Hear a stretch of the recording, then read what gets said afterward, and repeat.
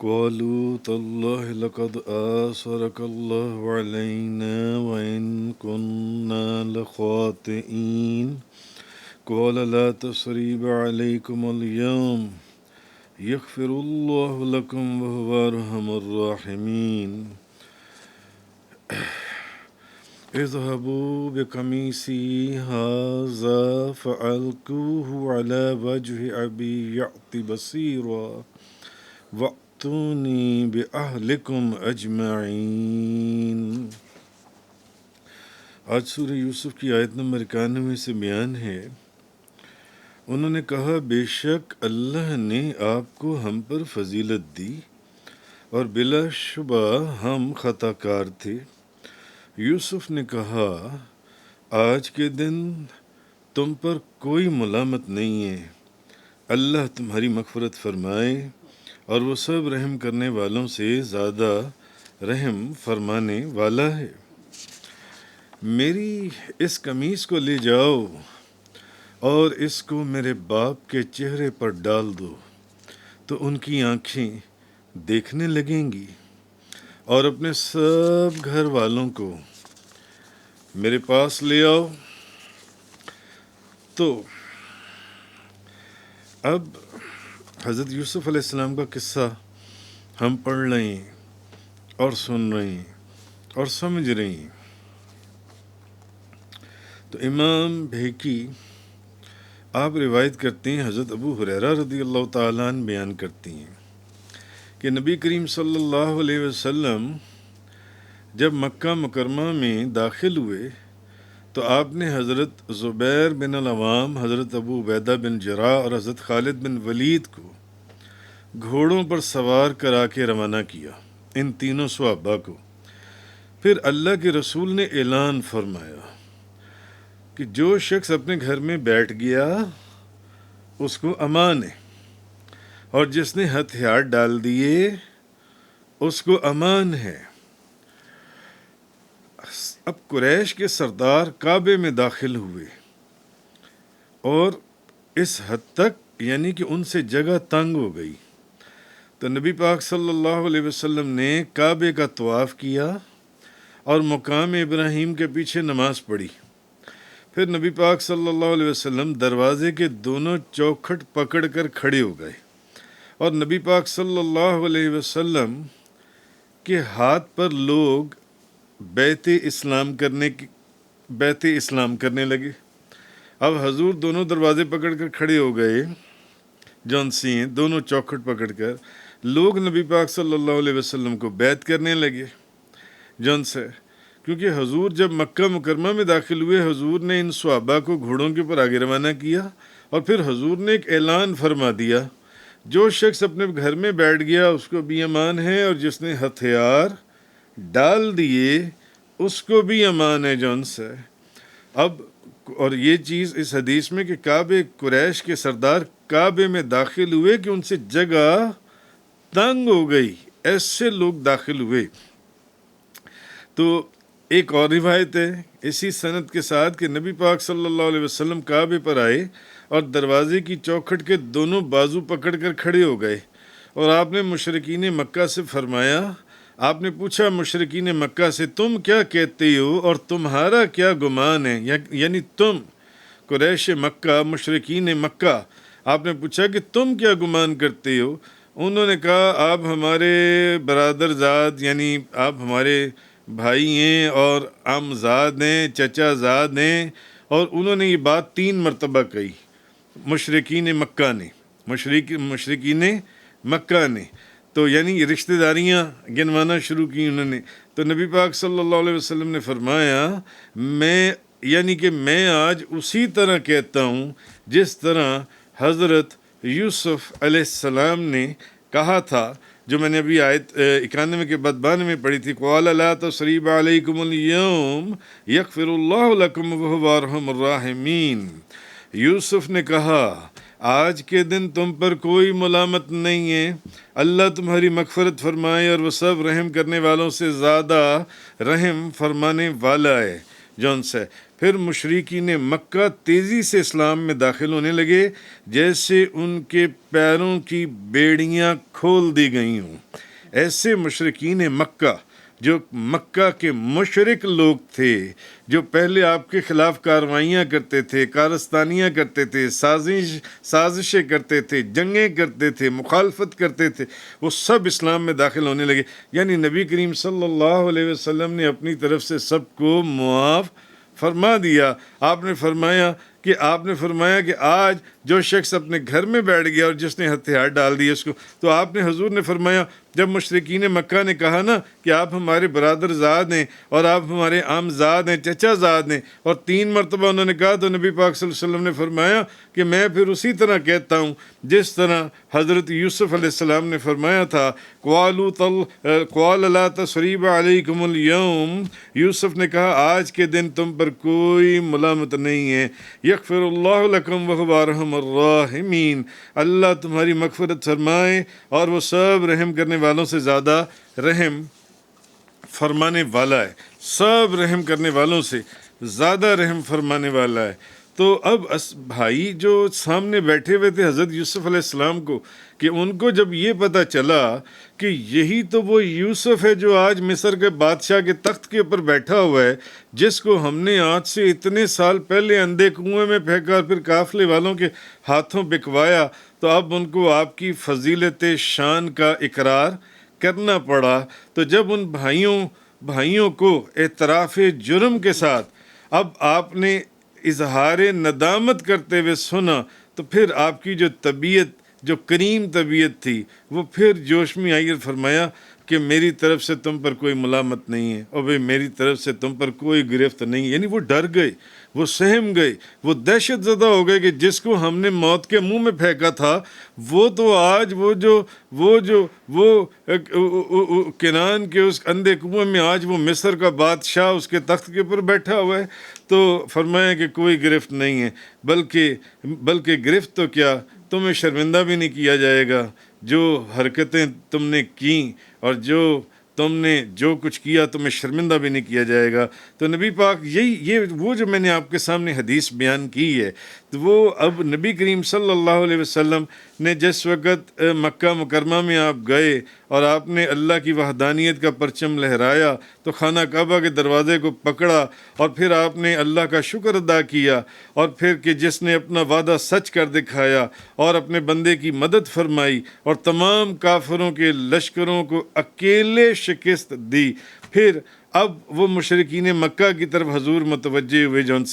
جو ساری زندگی آپ کے ساتھ کارستانیاں، سازشیں اور جنگیں کرتے رہے، اور ظلم و ستم کے انہوں نے پہاڑ ڈھا دیے، جس طرح شروع میں یہ یوسف علیہ السلام کے بھائیوں نے کیا تھا۔ تو جرائم کی فہرست بڑی طویل اور بڑی سنگین تھی، مگر پھر بھی حضور نے فرمایا، اے قریش کے گروہ، تم کیا خیال کرتے ہو کہ میں تمہارے ساتھ کیا سلوک کروں گا سے؟ تو سب نے کہا کہ ہمیں آپ سے بھلائی کی توقع ہے، کیونکہ کردار یا حضور کی ساری بچپن سے لے کر آج تک کی زندگی تو ان کی آنکھوں کے سامنے گزری تھی۔ انہوں نے کہا ہمیں آپ سے بھلائی ہی کی توقع ہے سے، آپ کریم النفس بھائی بھی ہیں اور پھر بھائی کے بیٹے بھی ہیں سے شریف الطبع، شریف بھائی کے بیٹے ہیں، تو آپ کو اللہ نے قدرت بھی دیا، اختیار بھی دیا، اور جب کوئی کریم شخص صاحب اختیار ہوتا ہے تو وہ دوسروں کے ساتھ پھر کریم یعنی فیاضانہ اپنا وہ ایسا سلوک کرتا ہے۔ تو پھر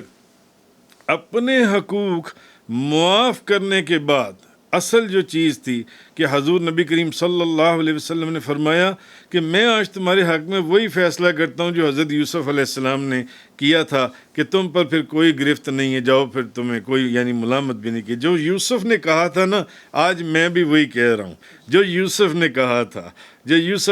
تھا۔ اس لیے شاید نبی پاک صلی اللہ علیہ وسلم، اللہ تعالیٰ نے اس قصے کو سب سے حسین قصہ فرمایا سے، تو اپنے حقوق معاف کرنے کے بعد اب بارگاہ الہی میں ان کے قصوروں کی مغفرت کے لیے بھی خود ہی التجا کرتے ہیں، اور یہ وہ شان کریمی یا یہ وہ حسن اخلاق تھا یا یہ وہ ظرف تھا جس کا نام یوسف ہے، اور یہ وہ خصائل حمیدہ تھے، ایسے خصائل حمیدہ کہ انہی خصائل حمیدہ کی وجہ سے بازار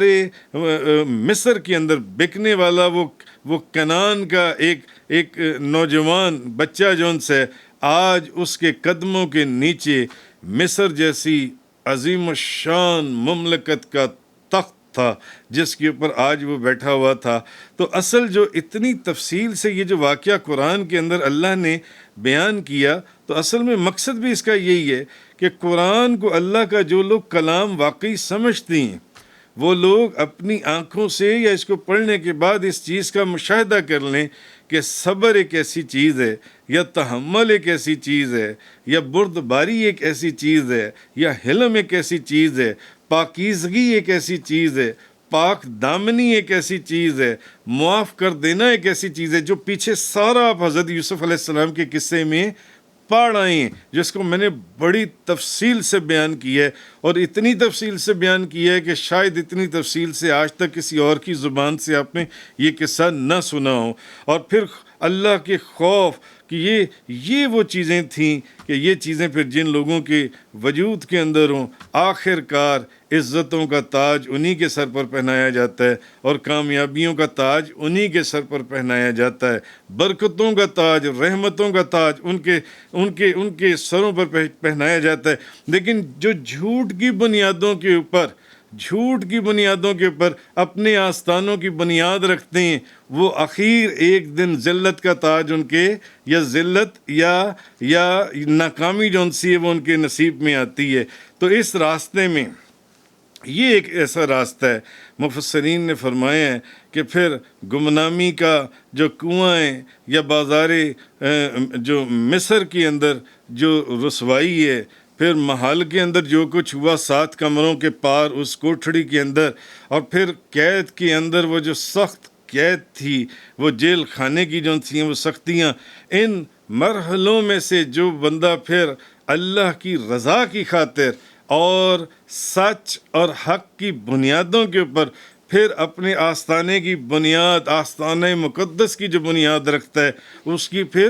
دنیا قسمیں کھاتی ہیں، پھر قرآن اس کا ذکر بیان کرتا ہے جون سے۔ تو اصل چیز یہ اس میں فرمائی گئی۔ تو حضرت یوسف علیہ السلام کے بھائیوں نے اب حضرت یوسف کو پہچان لیا، جس کا کل ذکر ہوا تھا۔ تو حضرت یوسف نے ان سے اب پوچھا کہ بتاؤ میرے باپ کا حال کیا ہے،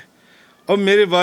میرے والد گرامی، میرے بابا جان کس حالت میں؟ بھائیوں نے بتایا کہ وہ تو تیرے فراق میں رو رو کر ان کی تو بینائی چلی گئی، ان کی تو آنکھیں ہی نہیں رہیں۔ تب حضرت یوسف علیہ السلام نے ان کو اپنی قمیض دی اور کہا کہ یہ قمیض میرے باپ کے چہرے پر ڈال دینا، ان کی آنکھیں روشن ہو جائیں گی۔ اذهبوا بقمیصی ھذا فألقوه علی وجہ ابی یأت بصیرا، اور اس قمیص کو لے جاؤ، میری اس قمیص کو لے جاؤ اور اس کو میرے باپ کے چہرے پر ڈال دو، ان کی آنکھیں دیکھنے لگیں گی۔ وَأْتُونِي بِأَهْلِكُمْ أَجْمَعِينَ، اور جب چلے جاؤ میرے باپ کے چہرے پہ ڈال دو اور ان کی آنکھیں روشن ہو جائیں، تو میرے سب گھر والوں کو لے کر میرے پاس آ جانا، اس وقت میرے پاس آ جانا، یہ قمیض ان کے ڈال دو۔ تو ایک روایت کے اندر ہے کہ حضرت ابراہیم علیہ السلام کو جب آگ میں ڈالا گیا تھا تو اللہ تعالیٰ نے یہ جو قمیض انہوں نے حضرت یوسف نے حضرت یعقوب علیہ السلام کے لیے بھجوائی کہ یہ میری قمیض لے جاؤ، اور یہ میری قمیض جو سی ہے، یہ میری قمیض میرے باپ کے چہرے کے اوپر ڈال دو جا کر، تو ان کی بینائی واپس آ جائے گی۔ تو یہ قمیض جو ہے بعض روایتوں میں آیا ہے کہ حضرت ابراہیم علیہ السلام کو جب آگ میں ڈالا جا رہا تھا، نمرود کی جلائی ہوئی آگ کے شعلے آسمان سے باتیں کر رہے تھے، تو اس وقت اللہ تعالیٰ نے ان کو جنت کی قمیضوں میں سے ایک قمیض پہنائی تھی۔ تو حضرت ابراہیم نے یہ قمیض حضرت اسحاق علیہ السلام کو پہنائی تھی، اور حضرت اسحاق علیہ السلام نے یہ قمیض حضرت یعقوب علیہ السلام کو عطا فرمائی تھی، ان کو پہنائی تھی، اور حضرت یعقوب نے وہ قمیض حضرت یوسف کو پہنائی تھی۔ اور پھر اس قمیض کو ایک تعویذ کی صورت میں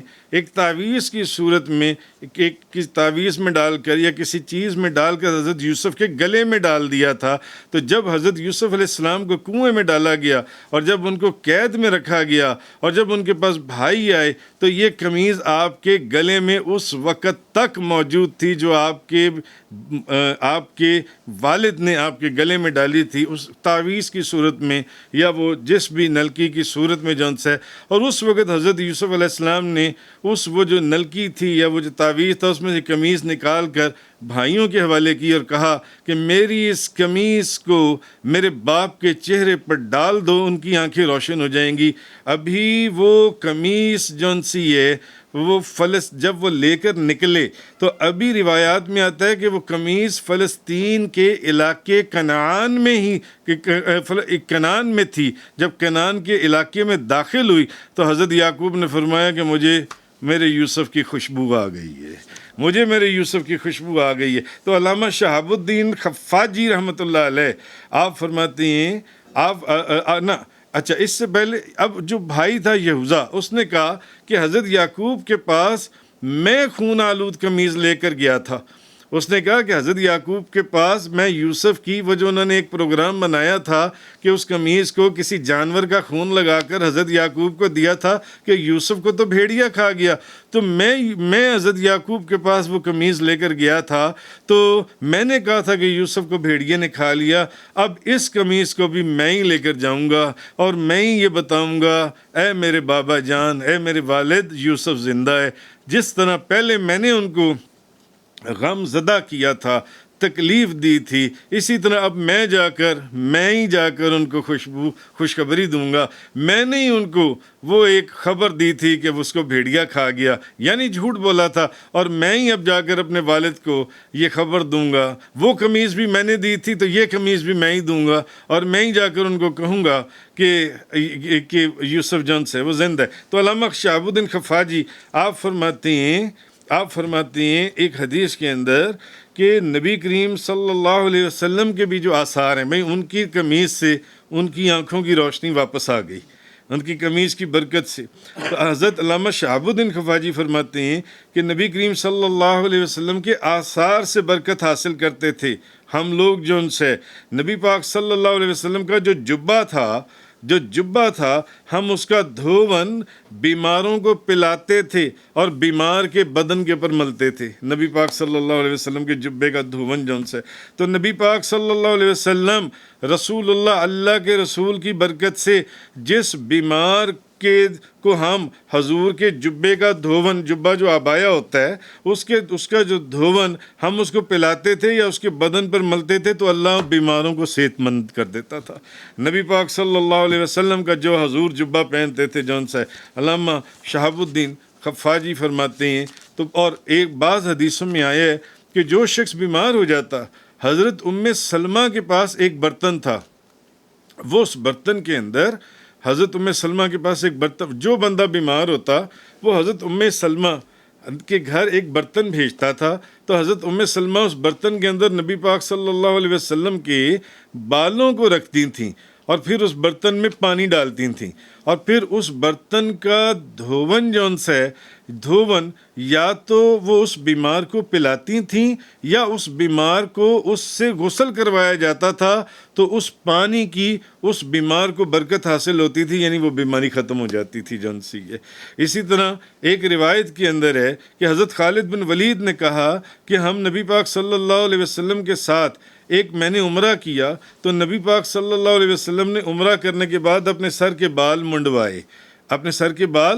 منڈوائے تو لوگ آپ کے بال لینے کی طرف جھپٹے، کیونکہ جب حضور بال مبارک کٹواتے تھے منڈواتے تھے تو لوگ برکت کے لیے آپ کے بال مبارک، آج بھی دنیا میں دیکھیں بے شمار جگہوں کے اوپر نبی کریم صلی اللہ علیہ وسلم کے بال مبارک کی زیارت کروائی جاتی ہے، تو آپ نے بال مبارک منڈوائے تو لوگ